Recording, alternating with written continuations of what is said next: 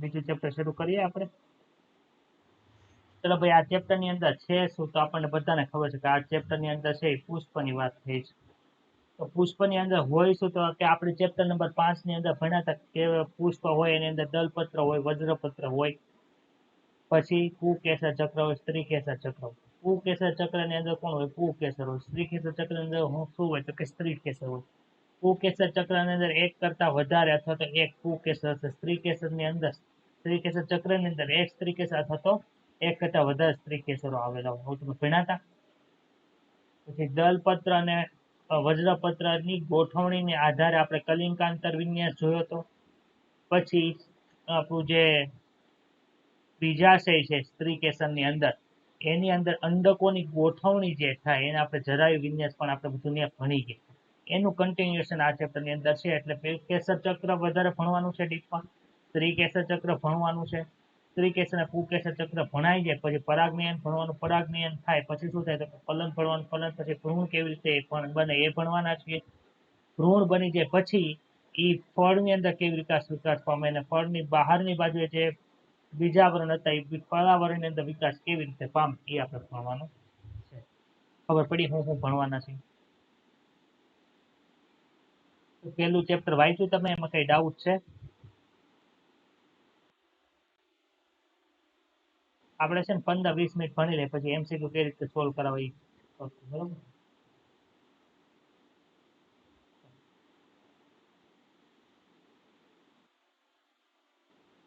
GPP હમણાં ઓલું કંઈક છે ને આપણી પીસી જે છે ને ત્યાં એમાં કંઈક અપડેટ ને બધું કરાવ્યું છે sir.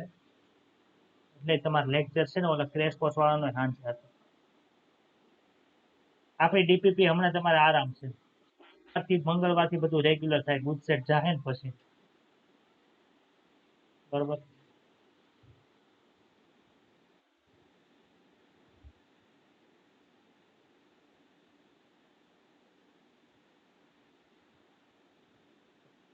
Sexual reproduction in flowering plant આ ચેપ્ટર ની અંદર આપણે પૂર્વ ફલન ઘટના ભણવાની છે, પછી બેવડું ફલન ભણવાનું છે અને પછી પશ્વ ફલન ઘટનાઓ ભણવાની છે. એટલે આપણને ખબર પડી ગઈ આ 3 વસ્તુ જ આપણે આવી હતી. ખબર છે આગળના ચેપ્ટર ની અંદર? તો પૂર્વ ફલન ઘટનાઓની અંદર આવે શું? તો કે ફલન થયું હોય એની પહેલાની જે બધી ઘટનાઓ આવે ને એ બધી કેમાં આવે? પૂર્વ ફલન ઘટનાઓમાં આવે. તો શું આવે? જન્યુઓ નિર્માણ થવા પડે ને જન્યુઓનું વહન થવું પડે. જન્યુઓનું વહન આમાં થાય એને પરાગનયન કહેવાય. પરંતુ જન્યુ જે જગ્યાએ નિર્માણ પામે છે એ બધી રચના જોઈ પડે. નરજન્યુ છે એ પુકેસર ની અંદર નિર્માણ પામે એટલે લઘુ બીજાણુધાની અને પરાગરજ સમજવાની છે. સ્ત્રીકેસર મહાબીજાણુધાની અને ભ્રૂણપૂટ છે એ આપણે સ્ત્રીકેસર ની અંદર ભણવાનું છે. તો એ પરાગનયન. પરાગનયન થઈ એટલે શું થાય? તો કે સર બેવડું ફલન થાય. બેવડું ફલન થઈ જાય પછી શું થાય? ફલન થઈ ગયા પછી ની જે ઘટના હોય એને પશ્વ ફલન ઘટનાઓ કહેવાય. તો કે ભ્રૂણપોષ, ભ્રૂણ અને બીજ આપણે પશ્વ ફલન ઘટનાઓની અંદર ભણવાનું છે. બીજી 2 ઘટનાઓ ભણવાની છે જેને અસંયોગી જનન અને બહુભ્રૂણતા કહેવાય. અસંયોગી જનન વિશે આપણે થોડી કાલ ચર્ચા કરી. યાદ આવે છે? કાલ ચર્ચા થઈ હતી એ આપણે છેલ્લે ભણવાની આવશે. એમાં આપણે ટેક્સ્ટ બુક ની અંદર ઘણી બધી ભૂલ છે થોડીક એવી આપણે થોડીક સુધારશો એટલે વાંધો આવશે નહીં. પૂર્વ ફલન ઘટનાઓ એટલે શું? એ આપણે આમાં તો વનસ્પતિ જ આવે છે એટલે આપણે બધી ચર્ચા કોની કરવાના છીએ? આમાં વનસ્પતિની ચર્ચા કરવાના છીએ. તો વનસ્પતિ પર રહેલા ખરેખર પુષ્પ સર્જાય છે તેના ઘણા સમય પહેલા વનસ્પતિ કઈ જગ્યાએ પુષ્પનું સર્જન કરશે એનું નક્કી થઈ ગયું. તમે જોયું હશે કે તમારા ઘરે કોઈ છે પુષ્પનું ઝાડ અથવા કોઈ વનસ્પતિ હોય તો કઈ જગ્યાએ પુષ્પ ઉગશે ને એનું નક્કી પહેલેથી થઈ જ ગયું હોય. કેવી રીતે થયું હોય? તો કે આપણે ખબર છે અહીંયા આપણા વનસ્પતિનું કુંડું છે, એમાં અહીંયા પર્ણ છે, એની અંદર કંઈક ઉત્પન્ન થતું હતું જેને આપણે ફ્લોરિજન કહેતા થયા છે. ફ્લોરિજન છે પુષ્પ છે કઈ જગ્યાએ ઉત્પન્ન થશે વિભેદન કરવામાં મદદ થાય. જો અહીં લખ્યું અંતઃસ્ત્રાવીય રીતે અને રચનાત્મક રીતે નિર્ણય લેવાય છે. એના ફેરફાર થાય. અંતઃસ્ત્રાવમાં ફેરફાર થયા એટલે ફ્લોરિજન ની અંદર ફેરફાર થઈ ગયા. આ ફ્લોરિજન શું કરે? જે જગ્યાએ જાશે ત્યાં કોષોનું વિભેદન થશે એટલે રચનાત્મક ત્યાં ફેરફાર થઈ ગયો.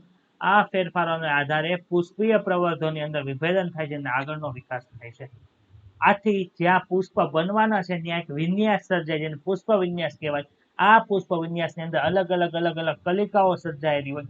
મોટું પુષ્પ હોય તો એક જ પુષ્પ હોય, પરંતુ ઘણા બધા પુષ્પ એક સાથે ભેગા થઈને જે રચના બનાવે પુષ્પ વિન્યાસ કહેવાય.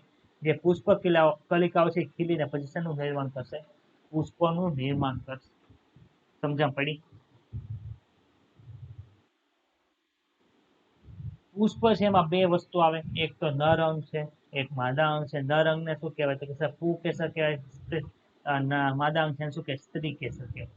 તો પુંકેસર ભેગા મળીને પુંકેસર ચક્રની રચના કરે છે. સ્ત્રી કેસર ભેગા મળીને સ્ત્રી કેસર ચક્રની રચના કરે છે.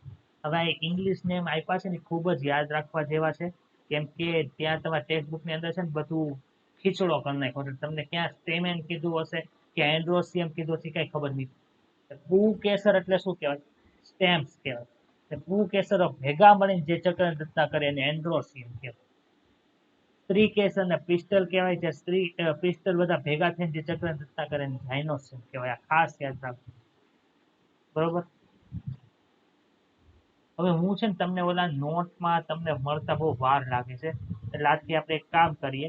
લેક્ચર શરૂ થાય ને પેલા જેટલા લેક્ચરમાં હાજર હોય ને એ બધા મને હાય લખીને મોકલી દેવો. હું છે ને જેવું લેક્ચર પર તરત તમને નોટ સેન્ડ કરી દઈશ વોટ્સએપમાં. બરોબર. તમારે તરત રીડિંગ કરવું હોય તો રીડિંગ તમારે થઈ. બરોબર. લેક્ચર પર તરત જેનું હાય આવશે ને એને જ મોકલીશ, બીજા કોઈ નહીં મોકલું. મારી પાસે એવો ટાઈમ નથી બધાને ગોતવા જાવ. જે હાય લખીને મોકલશે એને હું સેન્ડ કરી દઈશ.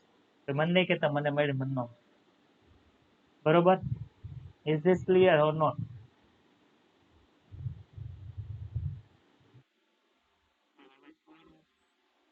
ચર્ચા વિચારણા છે ટેક્સ્ટ બુક આધારિત કરી લઈએ પછી પાછા આપણે આગળ વધીએ. શું આપણે નસીબદાર નથી કે વનસ્પતિઓ લિંગી પ્રજનન કરે છે? કેમ નસીબદાર શું કામ છે? તો કે પુષ્પની સર્જન, પુષ્પની સર્જન જરૂરિયાત શું કામ થાય? તો લિંગી પ્રજનન થાય એના, બાકી કઈ જરૂર હતી નહીં. તો પુષ્પની સર્જન થયું એની પાછળ આપણને એની સુંદરતા ગમે છે. એ સુંદરતાને જોઈને આપણે એને વિવિધ કાર્ય માટે ઉપયોગમાં લઈએ છીએ. એની સુગંધ છે એ સારી હોય, આકર્ષક રંગ હોય જે આપણને આકર્ષે છે. આ બધું શું કામે છે? તો કે લિંગી પ્રજનન કરે છે એના લીધે તે જોવા મળે છે. આપણે જોશું લિંગી પ્રજનન કરતા લોકો શું આપણે પુષ્પ છે એમાં પણ પ્રકાશ છે. સવારમાં પ્રજનન થાય, સાંજે પ્રજનન થાય, એવી રીતનું જે છે એ આપણને જોવા મળે છે. તો એમાંય તે લિંગી પ્રજનન કરતા પુષ્પમાં જે દિવસે લિંગી પ્રજનન જે કરતા હોય એ ખાસ કરીને રંગબેરંગી છે એ આપણને જોવા મળે છે. પુષ્પ છે ફક્ત આપણા સ્વાર્થીપણા માટે અસ્તિત્વ ધરાવતા નથી. બધી જ સપુષ્પી વનસ્પતિઓ છે એ લિંગી પ્રજનન દર્શાવે છે.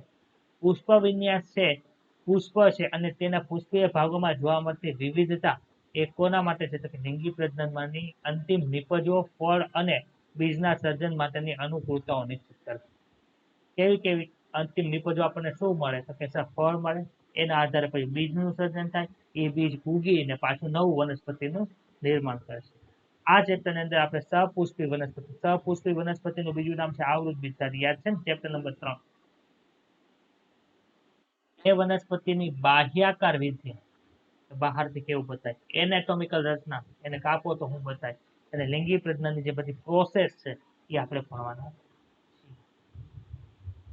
પુષ્પ છે એ આવૃત બીજધારીનું આકર્ષક અંગ છે. સપુષ્પ વનસ્પતિની અંદર આવૃત બીજધારીનું આકર્ષક અંગ કયું છે ભાઈ? પુષ્પ છે. અતિ પ્રાચીન સમયથી મનુષ્યનો પુષ્પ સાથેનો ઘનિષ્ઠ સંબંધ છે. ઘનિષ્ઠ સંબંધ એટલે ગાઢ સંબંધ છે. પુષ્પ એ સૌંદર્યલક્ષી, સુશોભન, સામાજિક, ધાર્મિક, સાંસ્કૃતિક મૂલ્ય ધરાવે છે. તેઓ હંમેશા માનવીની મહત્વની લાગણી જેવું કે પ્રેમ, દઈને વેલેન્ટાઇન ડે ઉપર ફૂલ આપે, વહાલ એટલે કે હેત હોય ત્યારે, ખુશી હોય ત્યારે, વ્યથા, શોક, દુઃખ વગેરે બધી જ લાગણી વ્યક્ત કરવાના પ્રત્યેક સ્વરૂપે આપણે પુષ્પનો ઉપયોગ કરીએ. હા ભાઈ, આપણે કઈ કરવાની જરૂર નથી. 5 એવા કલાત્મક પુષ્પની યાદી બનાવવાની બધું કઈ કામનું નથી. શું તમે પુષ્પ સંવર્ધન એટલે સાંભળ્યું છે? ફ્લોરિકલ્ચર વિશે ચાલો કોઈને ખબર હોય તો બોલો. ફ્લોરિકલ્ચર એટલે શું? ફૂલનું ફાર્મિંગ થતું હોય એને ફ્લાવર ફાર્મિંગ તરીકે પણ આને ઓળખવામાં આવે. ફ્લાવર ફાર્મિંગ તરીકે ઓળખવામાં આવે. ખબર પડી?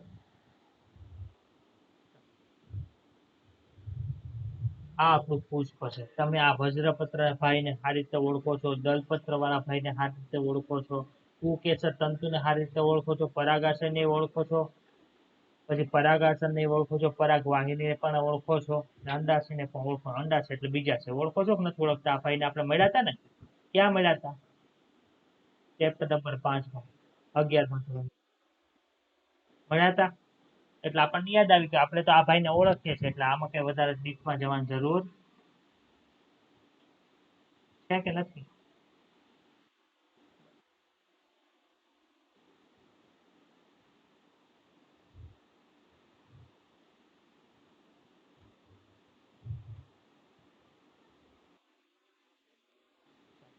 પૂર્વ ફલન. પૂર્વ ફલન ની અંદર શું રચનાઓ આવે છે આપણે અત્યારે ચર્ચા કરીએ. અત્યારે જે મેન ભણવાનું કે આપણે ભણી લીધું. હવે આપણે પુકેસર ઉપર આગળ વધવાનું છે.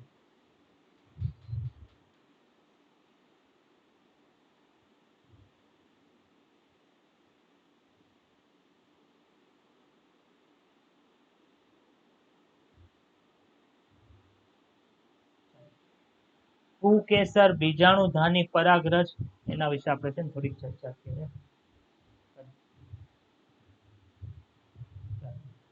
પુકેસર ને આપણે હમણાં શું કીધું હતું?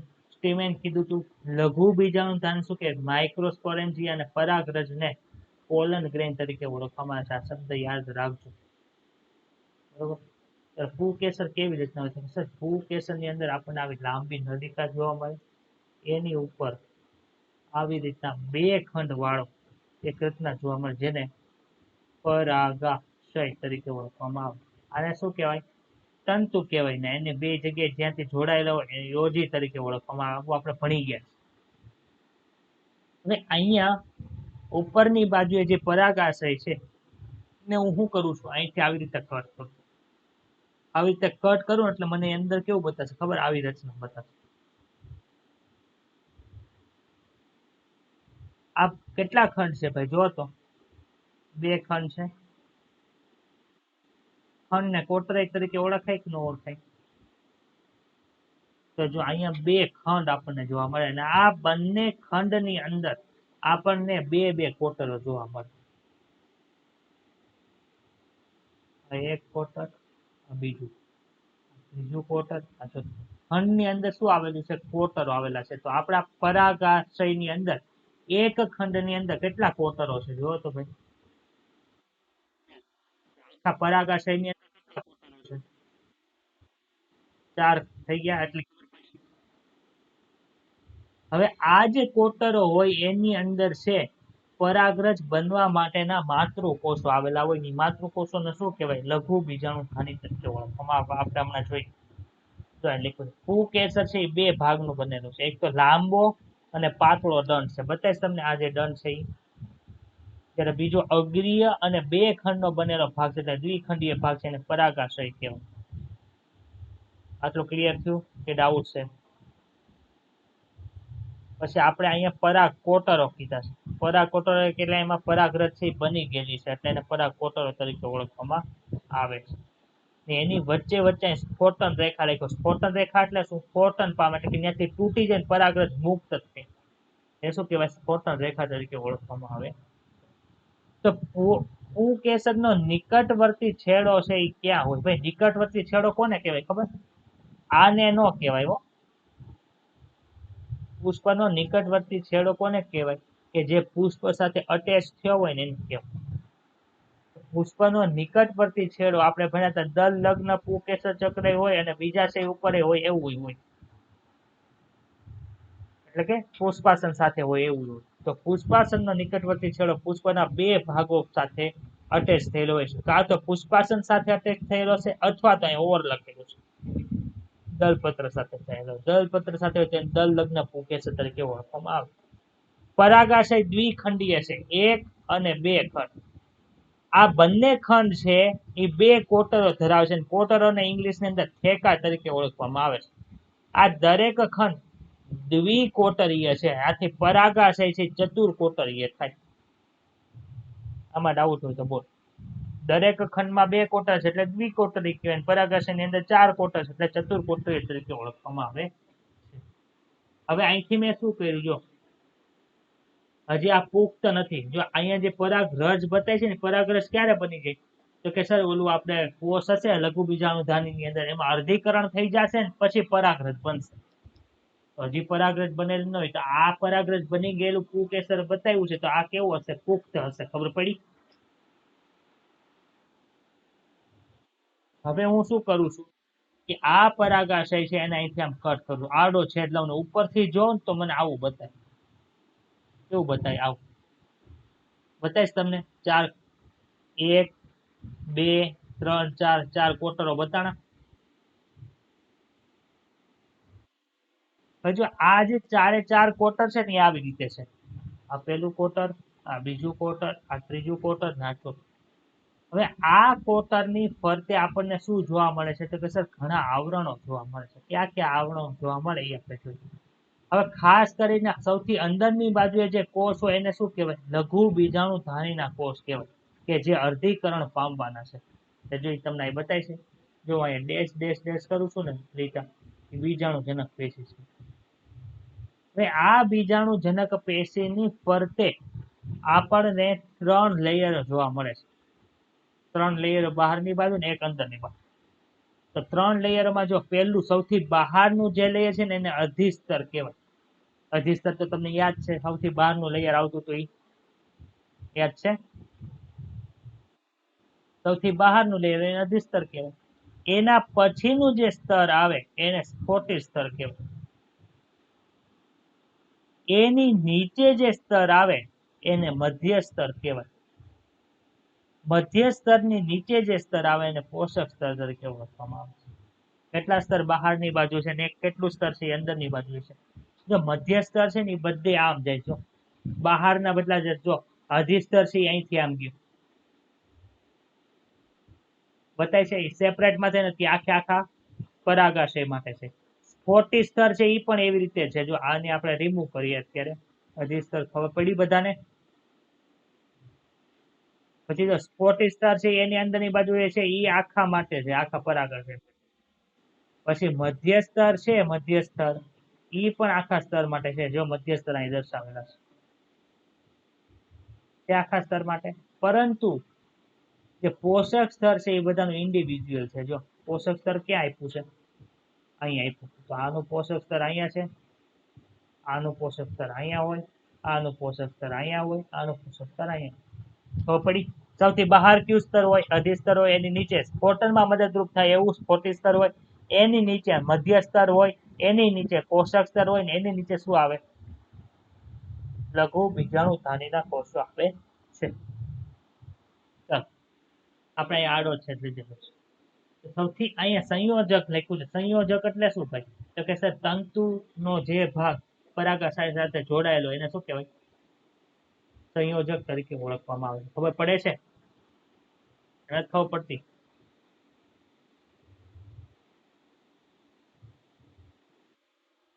ચાલો આટલો ભાગ છે ને અહીંયા લઘુ બીજાણુ બીજા નંબરની જે લઘુ બીજાણુધાની છે એને મેં એટલો ભાગને ઝૂમ કર્યો. જો અહીંયા બતાય ઝૂમ કરેલો ભાગ શું થાય જોઈએ આપણે. જો સૌથી બહારની બાજુએ તમને એક સ્તરનું આવરણ જોવા મળે છે. એ સ્તરનું આવરણ છે એને શું કીધું આપણે? અધિસ્તર કીધું. ફ્લોઇડી કેવી જોવા મળે? 2n જોવા મળે છે. એની નીચે કયું સ્તર છે તો કે સર એની નીચે પણ આપણને એક સ્તરીય સ્તર જોવા મળે છે જેનું નામ છે સ્ફોટી સ્તર. સ્ફોટી એટલે શું થાય? તોડવામાં મદદરૂપ થાય, સ્ફોટનની અંદર મદદરૂપ થાય એ આ સ્ફોટી સ્તર. સ્ફોટી સ્તરની નીચે આપણને મધ્ય સ્તરના લેયર જોવા મળે. જો આ એક જ લેયરનું બનેલું છે, આ પણ એક જ લેયર બનેલું. સર કેમ ખબર પડી? અધિસ્તરો નથી લખ્યું, અધિસ્તર લખ્યું છે. સ્ફોટી સ્તરો નથી લખ્યું, સ્ફોટી સ્તર લખ્યું છે. એટલે બે એક એક લેયર છે. જ્યારે મધ્ય સ્તરો છે એ એક કરતા વધારે લેયરના બનેલા છે. હવે આ જે મધ્ય સ્તર છે એની નીચે આપણને પોષક સ્તર જોવા મળે છે. બતાવીશ તમને પોષક સ્તર. એમાં મોટા મોટા કોષ કેન્દ્ર છે અને એમાં કણિકાઓ જોવા મળે છે. આવી જો બતાય છે. હવે આ પોષક સ્તરના જે કોષો છે ને આપણે ભણવામાં આવી ગયા ચેપ્ટર નંબર 10. અને ચેપ્ટર નંબર 8 ધોરણ 11. આપણે કીધું હતું કે અમુક એવા કોષો જોવા મળે છે જેમાં એક કરતા વધુ કોષ કેન્દ્રો હોય, એ આમાં આવશે. લઘુ બીજાણુધાનીના પોષક સ્તરના કોષો, એવું મેં લખાયું હતું, યાદ હોય તો જોજો નોટ. બરોબર.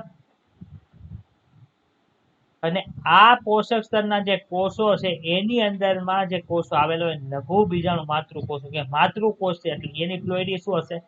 2n હશે. આમાં ડાઉટ છે તો બોલો. સમજાય છે બધાને?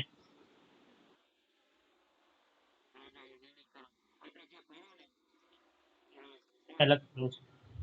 લઘુ બીજાણુધાની છે એની બહારની સપાટી જો તો ભાઈ કેવી છે? ગોળાકાર છે, ત્રિકોણ છે, ચોરસ છે, કેવી છે? આવો પ્રશ્ન પૂછાઈ ગયો હોય, વાંચ્યા વગરના ગયા હોય તો ડાયરેક્ટ અટાઈ જાવ. લઘુ બીજાણુધાનીનો તો આકાર ચોરસ હતો, એવું કઈ બતાતું નથી. કેવો આકાર બતાય છે? ગોળ આકાર હોય છે. અને ચારે ચાર લઘુ બીજાણુધાની જો કઈ જગ્યાએ ગોઠવાયેલી છે, તો કે સર ચતુષ્કોણના ખૂણે ગોઠવાયેલી હોય. કહી શકાય કે ન કહેવાય? ચતુષ્કોણ કોને કહેવાય? ચતુષ્કોણ કહેવાય કે ન કહેવાય? ચાર ખૂણા વાળો કહેવાય. ચતુષ્કોણના ખૂણે ગોઠવાયેલી છે ને એનો આકાર, પોતાનો આકાર ગોળાકાર છે. જો લઘુ બીજાણુધાનીની બહારની સપાટી છે એ ગોળાકાર છે, એમાં ચાર દિવાલના સ્તરો હોય છે. સૌથી બહારનું સ્તર છે ને અધિસ્તર કહેવાય. ઇંગ્લિશ વર્ડ યાદ રાખવા, એપિડર્મિસ તરીકે ઓળખવામાં આવે. તંતુમય સ્તર છે એનું એન્ડોથેસિયમ તરીકે ઓળખવામાં આવે. અને મધ્ય સ્તરો છે એનું ઇંગ્લિશ નામ છે મિડલ લેયર, એ તો તમને આવડી જાય. આ ઉપરના જે ત્રણ લેયર છે, પહેલો, બીજો અને ત્રીજો, એનું કાર્ય છે રક્ષણાત્મક અને પરાગાશયનું સ્ફોટન કરાવી અને પરાગરજને મુક્ત કરવાનું છે. એટલે પરાગરજને આપણે ઉડાડવી હોય તો આ તૂટે તો થાય નહીં, ત્રણનું કામ છે. તો ક્રમ યાદ રાખજો. પહેલા અધિસ્તર આવે સૌથી બહાર, એના પછી કોણ આવે? તંતુમય સ્તર આવે, એના પછી આવે મધ્ય સ્તર. સૌથી અંદરનું સ્તર છે એ છે પોષક સ્તર, જેને ટેપેટમ લેયર કહેવાય છે. એનું કાર્ય શું છે કે વિકાસ પામતી જે પરાગરજ છે એને ખોરાક આપવો પડે, એટલે પોષણ આપવાનું કામ કરે છે. આ પોષક સ્તરના કોષો છે તે ઘટ કોષરસ ધરાવે છે ને એક કરતા વધારે કોષ ધરાવે છે. इसमें किसको डाउट है?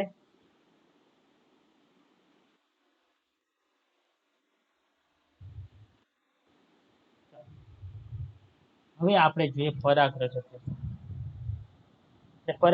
પરાગાશયની અંદર શું હોય? તો કે પરાગાશય જ્યારે તરુણ હોય, પુખ્ત થઈ ગયો હોય ત્યારે તેમાં પરાગરજ બની ગયું, પણ પરાગાશય હજી તરુણ છે, એટલે કે હજી યુવાની છે, એની એમાં શું જોવા મળે? એમાં સમજાત કોષોનો સમૂહ હોય. સમજાત એટલે સમાન હોય એવા કોષોનો સમૂહ. માનો કે આ કોષો છે એકબીજાને સમાન બતાય છે.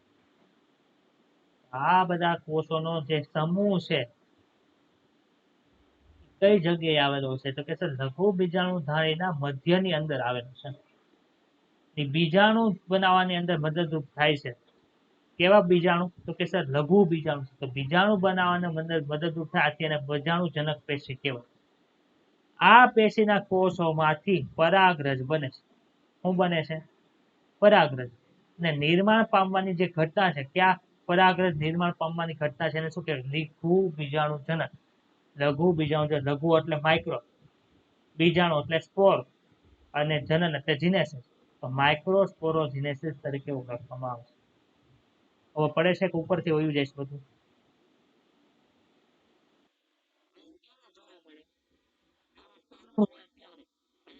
બની ગયો હોય ત્યારે, તો કે પરિપક્વ બની જાય છે ત્યારે શું થાય? જો આપણે આવું જોયું હમણાં,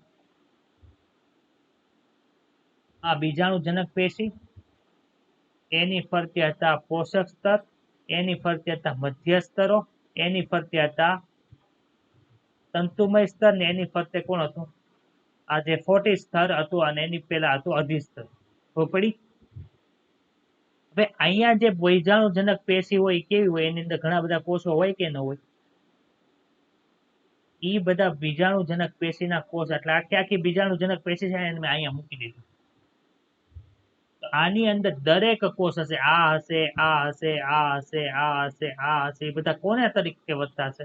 તો કે સર એ બધા લઘુ બીજાણુ માતૃકોષ તરીકે વર્તે. ખબર પડી તમને? આ દરેક કોષ, આમાંથી એક કોષને હું અહીં ઉપાડીને અહીં દર્શ. હવે આપણને ખબર છે એક કોષ છે એનું અર્ધીકરણ થાય કેટલા કોષો બને?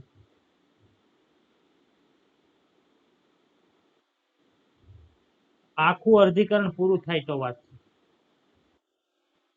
બને. જેટલી લઘુ બીજાણુ જનક પેશીના જેટલા કોષો છે એટલે કે બીજાણુજનક પેશીના કોષો છે એને લઘુ બીજાણુ માતૃકોષ કહેવાય. તે બધાએ બધા માતૃકોષો છે ઈ અર્ધીકરણ પામીને 4 કોષો બનાવવા માટે સક્ષમ છે. તો માનો કે આ એક કોષ છે, ઈ કોષને આપણે અર્ધીકરણ કરીએ તો આવું બતાય. બતાવીશ તમને 4 કોષ કે નથી બતાતા?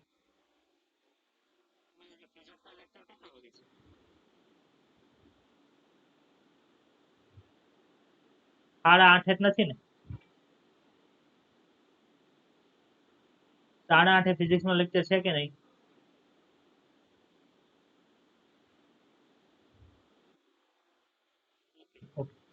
તો એક આપણે મહાબીજાણુ માતૃકોષ ઉપાડ્યો એનું અર્ધીકરણ કર્યું તો આવા 4 આપણને કોણ બન્યા? તો કે સર આ જે 4 બને છે એ એકબીજા સાથે શરૂઆતની જોડાયેલા હોય તેને શું કહેવાય? પરાગ ચતુષ્ક તરીકે ઓળખવામાં આવે છે. એટલે કે અર્ધીકરણ થઈને જે 4 કોષો બન્યા એ હજી છૂટા પડ્યા નથી, એકબીજા સાથે જોડાયેલા છે, તેને શું કહેવાય? પરાગ ચતુષ્ક અથવા તો લઘુ બીજાણુ ચતુષ્ક તરીકે ઓળખવામાં આવે છે. બીજાણુજનકના દરેક કોષો કે જે દરેક લઘુ બીજાણુ ચતક બનાવવાની ક્ષમતા ધરાવે છે એને શું કહેવાય છે? પરાગ માતૃકોષ અથવા તો લઘુ બીજાણુ માતૃકોષ તરીકે ઓળખવામાં આવે છે. લઘુ બીજાણુ એટલે માઇક્રોસ્કોપ, માઇક્રોસ્કોપ ને માઇક્રોસ્કોપ, અને માતૃકોષ એટલે મધર સેલ. તો યાદ રાખજો, માઇક્રોસ્કોપ માઇક્રોસ્પોર મધર સેલ કે અથવા તો પોલન મધર સેલ કે પરાગ માતૃકોષ કે લઘુ બીજાણુ માતૃકોષ કે પીએમસી કે બધાનો અર્થ એક જ થાય. પીએમસી એટલે શું યાદ આવવું જોઈએ? તો કે સર લઘુ બીજાણુ ધ્વનિની અંદર જે બધા કોષો હતા જે અર્ધીકરણ પામવાની ક્ષમતા ધરાવતા હતા એ બધા કોષને પીએમસી કહેવાય. સમજાય છે?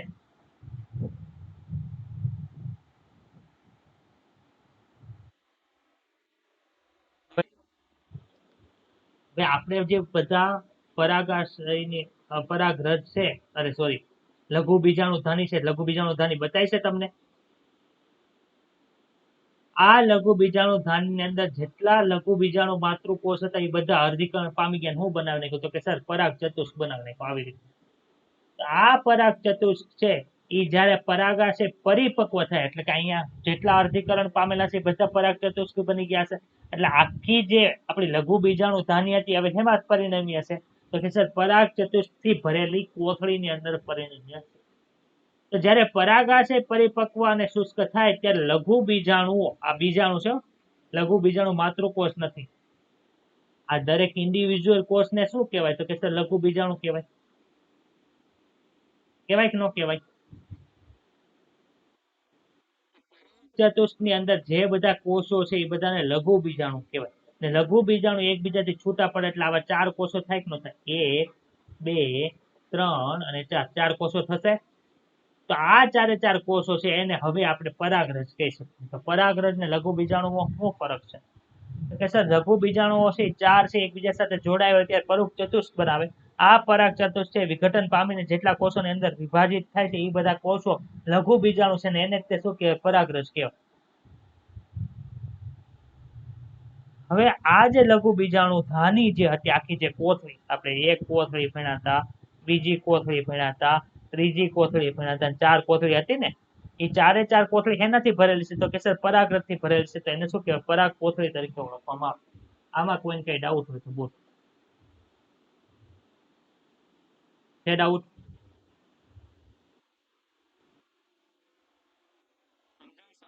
કે ઉપરથી વયું ગયું?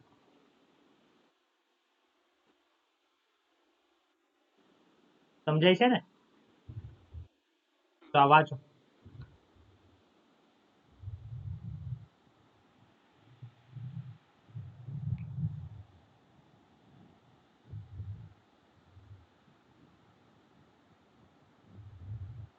પૂર્વફલન રચનાઓ અને ઘટનાઓ આપણે પહેલા જે ભણ્યા હતા, પુ કેસર શરૂ કર્યું ત્યાર કર્યું. ચાલો એટલું રીડ થઈ ગયું.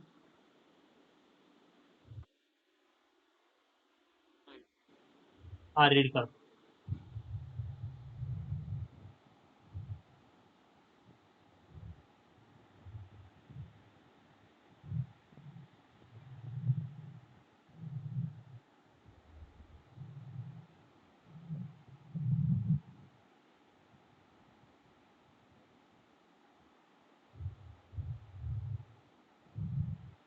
ખાસ યાદ રાખજો, નિકટવર્તી છેડો એટલે શું થાય?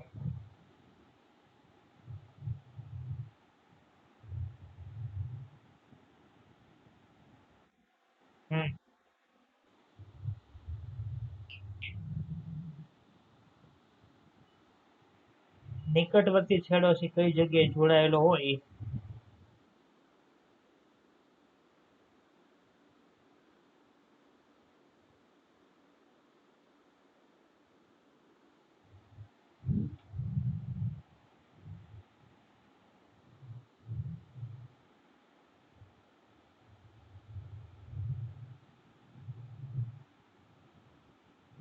છે ડાઉટ આમાં?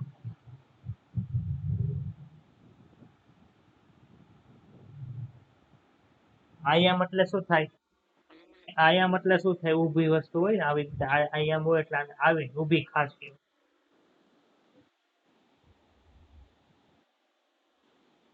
કે જો અહીં લખ્યું છે. પરાગાશય 4 બાજુઓ ધરાવતી ચતુષ્કોણીય રચના છે. કોણ? પરાગાશય એટલે કે 4 બાજુ હતી ને, ઉપરની બાજુ આવી હતી, આ બાજુ આવી હતી, આ બાજુ આવી હતી, નીચેની બાજુ હતી આવી. 4 બાજુ થઈ 1 2 3 4. આ ચતુષ્કોણીયના ખૂણાના છેડે કોણ આવેલું હોય? લઘુ બીજાણુ ધાની આવેલું હોય. આ લઘુ બીજાણુ ધાનીનો આકાર કેવો હોય? પાછો ગોળ. ક્લિયર?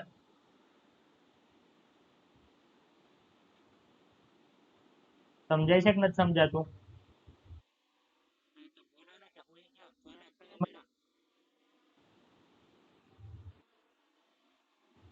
મંગળવાર.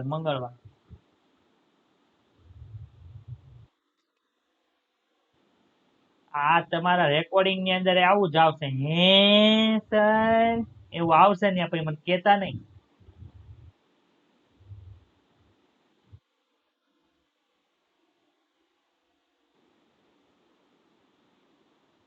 ડિસ્ટ્રેક્શન ના ફોટા મંગળવાર બતાવે. મારા ફોન માંથી છે ને લેપટોપ માં નથી આવતા સર.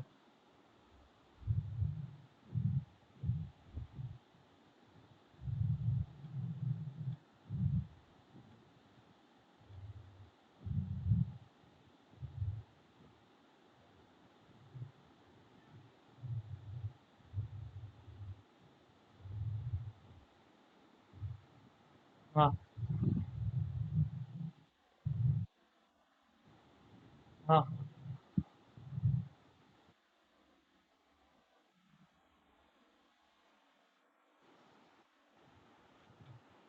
જો આપણું આ તંતુ છે બરોબર. એક મિનિટ ઉભો. આ તંતુ છે. તંતુ બતાવો. પછી એની અંદર કેવી રીતે બતાય ખબર? આપણને આવું જ બતાય.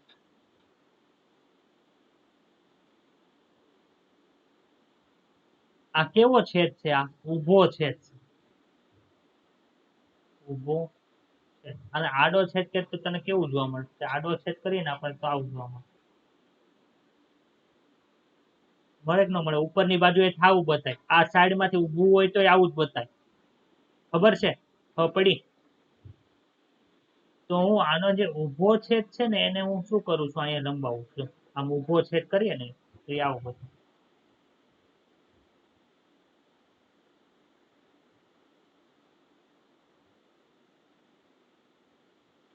આમાં તને કેટલી પરાગ કોથળી બતાતી હશે? એક જ બે જ બતા.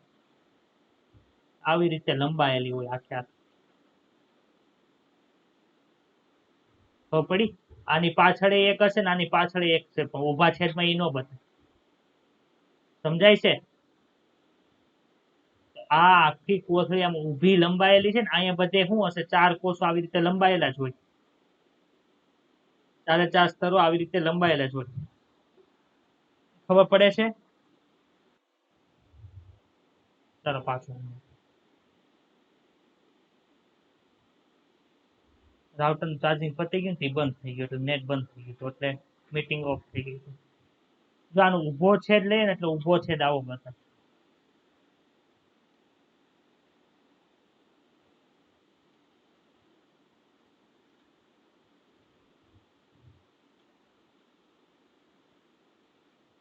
બતાય આવો છેદ. તો આની અંદર તો કોણ હોય? ઉપરથી આપણે આમ જોતા હોય, માનો કે આ તંતુ છે, આ એના બે ખંડ છે, આને તો આપણે ઉપરથી જોઈએ ને તો ઉપરથી આપણને આવું બતાવે, 1 2 3 4 ઉપરથી જોઈએ તો આવું બતાવે, પણ આડેથી જોઈએ તો ઊભો છે આમ લીધો હોય તો લંબાઈ છે ને વધી જાય, કેમ કે લાંબુ હોય ને આવી રીતે તો પડી. અને આ વસ્તુ મેં અહીંયા ઉકેલી. તો ઊભો છે એટલે તો તને ખાલી બે જ બીજાણુધાની બતાય, બતાય કે ન બતાય? કેમ કે પાછળની બાજુ એ તો બતાય નહીં. અહીંથી આ આખી લંબાઈ હોય ને એની જેમ અહીંયા લંબાયેલી હોય, આખી આમ ઊભી, આની જેમ આખી લંબાયેલી હોય. તો જો આ કોથળી છે, આપણે ઓલી ટેસ્ટ ટ્યુબ કેવી રીતે હોય, એ ટેસ્ટ ટ્યુબ તો અહીં મૂકી દે. એ ટેસ્ટ ટ્યુબ જેવી રીતે લંબાઈને જેમ આમ લંબ થયેલી હોય ને, લંબાયેલી હોય ને, આ જેમ આ જે પરાગાશય છે એ આખું આમ લંબાયેલું છે, તો એની લંબાઈ જે દિશાની અંદર છે ને એની અંદર બીજાણુધાની છે આખી લંબાયેલી હોય. ખાલી આપણે ઉપર આમ જે 4 સ્તર જોયા ને, આમ 4 સ્તર, એ 4 સ્તર ખાલી ન્યા પૂરતા ન હોય, એ 4 સ્તર અહીંયા બધે હોય, અહીં બધે 4 સ્તર હોય. આખી આખી કસ નળી હોય એની ફરતે તો 4 4 સ્તર લંબાવી દે, કેવી રીતના જોવા મળે? એવી રીતના જોવા મળે. સમજાય છે? બધાને ક્લિયર થયું?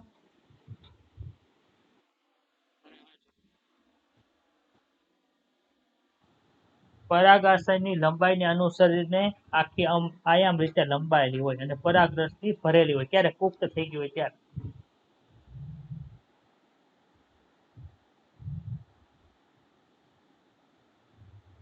ચલો નીચેનો પેરેગ્રાફ રીડ કરો, રીડ થઈ જાય એટલે કયો.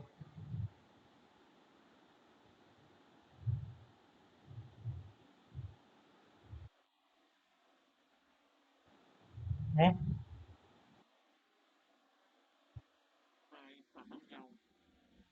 સમજાવું? મને ખબર છે, પણ ત્યાં કોઈ વાંધો બધાને આપણને ખબર છે કોષક સ્તરના કોષોની અંદર છે તારા કેન્દ્ર તો હોતું જ નથી, એટલે ઈ કોષોની અંદર કોષ રસ વિભાજન નથી થતું, આથી એમાં દ્વિકોષ કેન્દ્રીય રચના છે બને.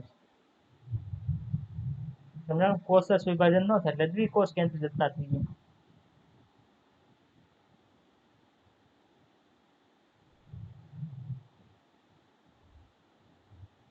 ચલો વચાઈ ગયું?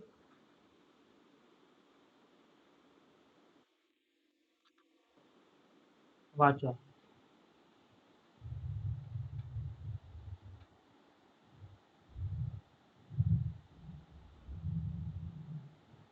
તો હું વચાવું તમને.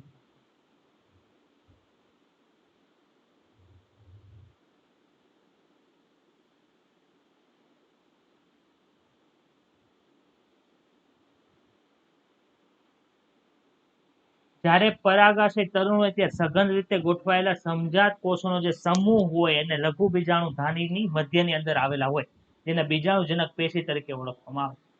લઘુ બીજાણુ જનન છે કેવી રીતે થાય? તો કે પરાગાશય જ્યારે પરિપક્વ હોય ત્યારે બીજાણુજનક પેશીના કોષો, કયા કોષો? મધ્યસ્તરના કોષો કીધા જ ભાઈ,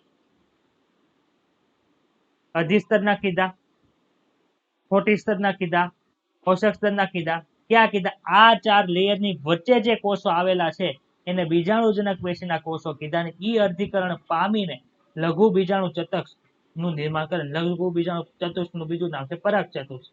કોલન ટેટ્રાઇડ કહેવાય ને માઇક્રોસ્પોર ટેટ્રાઇડ પણ કહેવાય છે.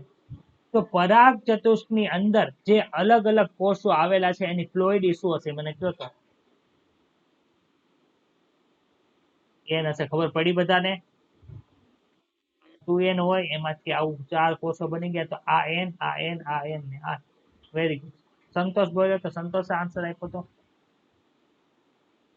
વેરી ગુડ સંતોષ. બીજાણુજનક પેશીનો પ્રત્યેક કોષ, ભાઈ બીજાણુજનક પેશીની અંદર આપણે ઘણા બધા કોષો જોયા હતા, આપણે જોયા હતા આવા હમણાં મેં બતાડ્યા હતા ત્યારે. આ બીજાણુજનક પેશીના દરેક કોષો લઘુ બીજાણુ ચતુષ્ક સર્જવાની ક્ષમતા ધરાવે છે, અને જે દરેક ક્ષમતા પૂર્ણ પરાગ કે લઘુ બીજાણુ માતૃકોષ તરીકે ઓળખવામાં આવે છે. પરાગ માતૃકોષમાંથી અર્ધીકરણ દ્વારા લઘુ બીજાણુ સર્જવાની ક્ષમતા શું કહેવાય છે? લઘુ બીજાણુ જનન કહેવાય. લઘુ બીજાણુ બનવાની જે પ્રોસેસ લઘુ બીજાણુ કહેવાય. કેમાંથી બને છે? તો કે પરાગ માતૃકોષ અથવા તો લઘુ બીજાણુ માતૃકોષ. લઘુ બીજાણુ સર્જાય ત્યારે તે 4 કોષોના સમૂહની અંદર હોય છે, જેને લઘુ બીજાણુ ચતુષ્ક અથવા તો પરાગ ચતુષ્ક કહેવાય. પરાગાશય પરિપક્વ થાય અને શુષ્ક બને, સૂકું બને તો જ તે તૂટે. લીલી વસ્તુ હોય એ તૂટે નહીં. તમે જોયું હશે, લીલા પાંદડા નહીં પડેલા હોય, કયા પાંદડા પડેલા હોય? સુકાઈ ગયેલા પાંદડા હોય ત્યારે. જોયા છે આવું? જ્યારે પરાગાશય પરિપક્વ થાય ત્યારે લઘુ બીજાણુઓ જે પરાગ ચતુષ્કની અંદર આવેલા છે એકબીજાથી છૂટા પડે છે ને એને પરાગરજ તરીકે ઓળખવામાં આવે. અને દરેક લઘુ બીજાણુ ધાની આવી હોય ને, આવી લંબાયેલી, 1 2 અને પાછળ 3 અને 4 હશે. આ ચારે ચાર લઘુ બીજાણુ ધાનીની અંદર હજારોની સંખ્યાની અંદર લઘુ બીજાણુઓ અથવા તેને પરાગરજ નામ્યો એટલે એકઠા થાય છે. અને હવે આ કોથળી છે લઘુ બીજાણુ ધાની, એની અંદર પરાગરજ ભરેલી છે, એને શું કહેવાય? પરાગ કોથળી કહેવાય. અને આ પરાગરજનું નિર્માણ થયું જે પરાગાશયનું સ્ફોટન થાય એટલે કે એને તૂટવાથી મુક્ત થાય છે. ખબર પડી? ડાઉટ છે કોઈને?